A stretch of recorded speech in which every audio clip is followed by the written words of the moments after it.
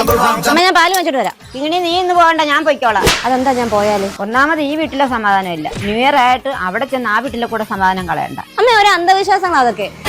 ഞാൻ പോയിട്ട് വരാം.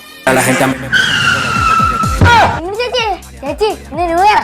ചേച്ചി ഈ വീട്ടിൽ നിന്ന് ആദ്യമായിട്ട് കാലി വെച്ചു. എന്തായാലും വന്ന് ഇനി കുറച്ചു നേരം കേറി ഇരുന്നിട്ട് പോയാ മതി. ഓ വേണ്ട, കേറിയോ ബാ.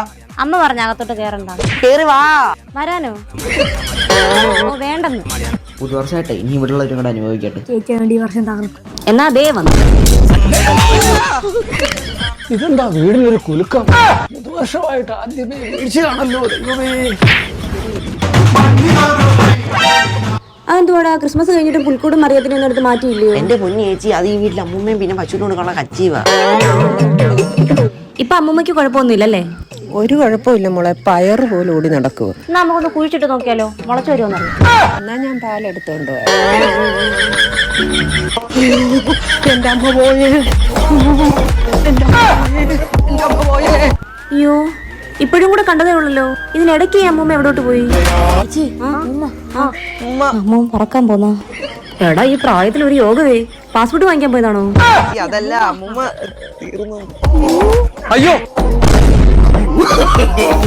ഓ നല്ലൊരു ചെടിച്ചട്ടിയായിരുന്നു, അതും പോയി. എടാ